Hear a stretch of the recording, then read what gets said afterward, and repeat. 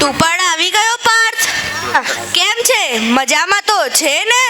હા, હું તો મજામાં છું. તું મજામાં છે? હું પણ મજામાં છું. કાલે પરિણામ લેવા ગયો હતો? હા, હું તો ગયો હતો. તું ગયો હતો? હું પણ ગયો હતો. મારા ખ્યાલથી તો તારો બીજો નંબર આવ્યો છે. ના ના, મારો તો ચોથો નંબર આવ્યો છે. તો એમાં કાંઈ ખોટું થોડી છે. ચોથો નંબર પણ ઘણી સારી વાત કહેવાય. એ તો આપણને ખબર છે કે તે સારી વાત કહેવાય, પણ આપણા માતા પિતાને કોણ સમજાવે કે તે સારી વાત કહેવાય? હા, એ છોડ. શું લાગે છે, મારો કયો નંબર આવ્યો હશે? મારા ખ્યાલથી તો તારો પહેલો નંબર આવ્યો છે. ના ના, મારો પહેલો નંબર નથી આવ્યો. મારો તો ત્રીજો નંબર આવ્યો છે. હા, ત્રીજો નંબર પણ સારી વાત કહેવાય. પણ મારા ઘરે પણ એમને સમજતા નથી કે ત્રીજો નંબર કેમ આવ્યો, પહેલો કેમ ના આવ્યો. ચાલ, એ બધું છોડ.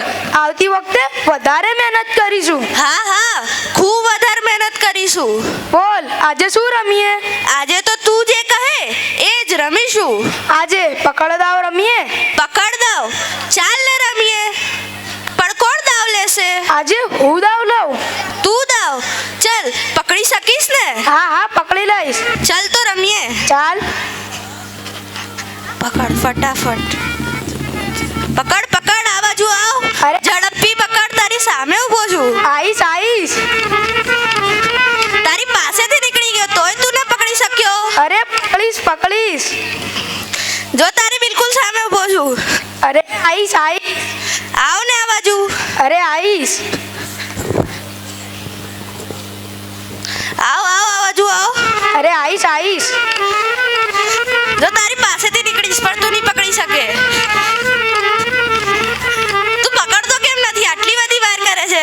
પકડાઈ ગયો. એ તો મારો હાથ અહીંયા હતો, તે પકડી લીધો. નકર ના પકડી શકત. કીધું તું ને પકડી લઈશ. હા, તે પકડી લીધો મને.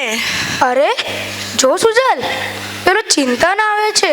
હા, પણ તેનું મૂળ હોય એમ લાગે એમ લાગે છે. મને તો થોડો નહીં, વધારે ઉદાસ હોય એવું લાગે છે.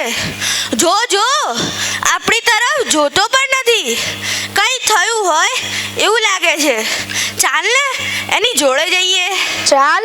એ ચિંતન, અહીં આવ. શું થયું છે તને? બોલ ને, શું થયું? કેમ આજે આટલું નિરાશ દેખાય છે? બોલ, શું થયું? શું બોલે? બીજું શું થયું હોય? દરરોજની જેમ મમ્મી પપ્પાથી રિસાઈને આવ્યો હશે, હે ને? હા, અરે વાલી પાછું શું થયું? મને તો ઘરમાં રહેવું ગમતું જ નથી. નાની નાની વાતમાં મને તો ટોક્યા જ કરે છે. જાણે મારી ઉપર તો ટીકાનું વરસાદ ના કરતા હોય. આપણા બધા ઉપર તો જાણે ટીકાનું ચોમાસું ના બેઠું હોય. બધી જ વાતમાં મને તો ઉતારી જ પાડે છે. અને મમ્મી તો એક જ ધમકી આપ્યા કરે છે કે તને ગરમ ચીપિયો ચોંટાડી દઈશ, ચોંટાડી દઈશ. જોયું સુજલ, હું કહેતો હતો ને, શું દુનિયાના બધા જ માતા પિતા આવા એક સરખા હોય છે? પણ કોણ જાણે કેમ આપણી વાત કોઈ સાંભળવા કે સમજવા નથી માંગતા. જો ચિંતન, મારા પપ્પા પણ તારા પપ્પા જેવા ગરમ મિજાજના છે. વાતે વાતે ગુસ્સે થઈ જાય છે. આ વખતે પરીક્ષાના પરિણામમાં મારો ત્રીજો નંબર આવ્યો છે. તો પણ ખબર છે તેમણે શું કહ્યું? શું કહ્યું? કે ડોબા, બસ ત્રીજો નંબર જ આવ્યો, પહેલો નંબર કેમ ના આવ્યો? તારા અભ્યાસ પાછળ કેટલો ખર્ચો કરીએ છીએ. મોંઘી શાળાના મોંઘા એડમિશનો કરાવીએ છીએ. મોંઘા માસ્ટરના મોંઘા ટ્યુશનો રખાઈએ છીએ. તોય તને કશી અસર નથી. જા, જતો રહે અહીંયાથી. જો સુજલ, રડીશ નહીં. તારા પપ્પા એવા છે, પણ મારા તો મમ્મી પણ એવા. આખો દિવસ કામ કામ અને કામ, અને કામ પતે ત્યારે પણ સાથે મોબાઈલ પર વાત કરવા બેસી જાય. કોણ જાણે કઈ વાત કરતા હશે. અને આપણે કોઈ દિવસ થોડી વાર મોબાઈલ પર વાત કરીએ ત્યારે તો રસોડામાંથી માતાજીનો વાણીનો ધોધ કે શું ક્યારનો મોબાઈલની સાથે ફેવિકોલની જેમ ચોટ્યો છે. દીકરાને તો વાંચવાનું યાદ આવતું જ નથી. મોબાઈલ અને ચોપડા પકડ. અરે તું શું વાત કરે છે? મારા મમ્મી પણ આ વાત છે, મારી સાથે પણ આવું જ કરે છે. મારે કાંઈ જોઈતું હોય અને કહું મારી સાથે આવ ને મમ્મી, તો તરત ના પાડી દે અને કહે ભણવાનું તારે છે કે મારે? લે આ પૈસા, જાતે લઈ આવ. લાવવામાં કશી ભૂલ થાય અને શિક્ષક ફરિયાદ કરે તો પપ્પા સામે ઊભો કરી માર ખવડાવે. મન તો સમજાતું નથી, આમાં આપણો વાંક શું? આમાં આપણો એક જ વાંક છે કે આપણે બાળક છીએ. મને તો સમજાતું નથી કે આપણા માતા પિતા પોતાના છોકરાઓ સાથે કેમ આવું વર્તન કરે છે. વાર્તાઓમાં આવે છે તેવું હાલ કેમ નથી કરતા? શું આપણા માતા પિતા આપણને ક્યારે સમજશે નહીં? સાંભળશે નહીં તો ક્યારે સાંભળશે, ક્યારે સમજશે? જો આપણા વર્ગમાં પેલો કેતન છે ને, યાદ કરો, ચિંતન યાદ કર, જે ખૂબ ધમાલ્યો છે. યાદ કર પાર્થ, અભ્યાસમાં પણ કાચો છે, આ વખતે પરીક્ષામાં નપાસ પણ થયો છે.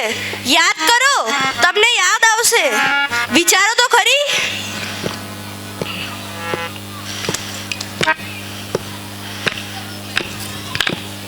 એ કેતન, અહીં આવ.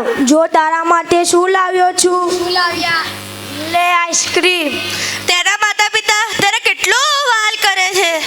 તેને જે જોઈતું હોય તે લાવી આપે છે, તેની સાથે જાય છે, તેને પૂછે છે કે તેને શું જોઈએ છે. આવા માતા પિતા આપણી જિંદગીમાં કેમ નથી? આવો પ્રેમ આપણને મળશે ખરી? મળશે, જરૂર મળશે. પણ ખબર છે કોને? કોને મળશે? મારા ઘરે કૂતરો છે જેનું મારા માતા પિતા બહુ ધ્યાન રાખે. આખો દિવસ તેની સાથે પસાર કરે. તેની દરેક નાની નાની વાતોનું પણ બહુ ધ્યાન રાખે. તેને નવડાવે, ખવડાવે, પીવડાવે, આખો દિવસ એને ફરવા લઈ જાય. આ બધું જોઈને તો મને એમ થાય છે, શું આપણે આ કૂતરાથી પણ ગયા? મારે મોટા થઈને થવું હોય તો મારે મોટા થવું જ નથી. અરે અરે અંકલ, શું થયું તમને? હા હા હા હા હા હા હા હા હા હા. કેમ શરદભાઈ, હૈયામાં વાવાઝોડું કેમ આવવા લાગ્યું? તમે કોણ? હું તમારો અંતરાત્મા. બાળકની સંવેદનશીલતાને જ્યારે ધક્કો પહોંચે છે તે જ ઘરમાં પરિણામ જોવા મળે છે. બાળકનું મન તો તેના માતા પિતા જ તેનું વિશ્વ છે, સર્વસ્વ છે. જ્યારે તેને તેનું વિશ્વ સર્વસ્વ છીનવાતું લાગે ત્યારે જ તે આવી બગાવત કરે છે. બાળક અને માતા પિતા વચ્ચે અંતર વધી જતા તે માતા પિતાની નથી. એક વરુ સત્ય છે કે જો તે માતા પિતાને ધિક્કારતો થઈ જશે તો તે કુમાર્ગે વળી જશે. હા, આ નાટક નહોતું, આ તો હતી અમારી કથાની કથા. અમારા વાલા મમ્મી પપ્પા, અમે તમને ખૂબ ચાહીએ છીએ. અમને રસ નથી મોંઘી શાળાના મોંઘા એડમિશનો અપાવો કે મોંઘા માસ્ટરના મોંઘા ટ્યુશનો રખાવી આપો. અમને તો જોઈએ છે તમારા મોંઘા ભાવનો પ્રેમ. અમને નથી શોખ કે મોંઘા બ્રાન્ડના મોંઘા કપડાં લાવી આપો કે મોંઘા બ્રાન્ડના મોંઘા બૂટો લાવી આપો. અમને તો જોઈએ છે તમારો સમય અને સમય. તમે તમારો સમય અમારી સાથે પસાર કરો, અમારી સાથે બેસીને વાતો કરો. હલો, અમારી સાથે તમારી બેસીને જમવું છે, તમારી સાથે વાતો કરવી છે. અમે આપણા જ ઘરમાં એકલા હોય એમ લાગે છે, પારકા હોય એવું લાગે છે. તમે આપણા ઘરને એક રહેઠાણનું ઠેકાણું અને ડાઇનિંગ હોલ બનાવી દીધો છે. મમ્મી, તમને યાદ છે તમે છેલ્લે મારા માથા ઉપર હાથ ક્યારે ફેરવ્યો હતો? અને પપ્પા, મને યાદ છે હું આંતર ચાળક્યની દોડની હરીફાઈમાં પ્રથમ નંબરે આવ્યો હતો.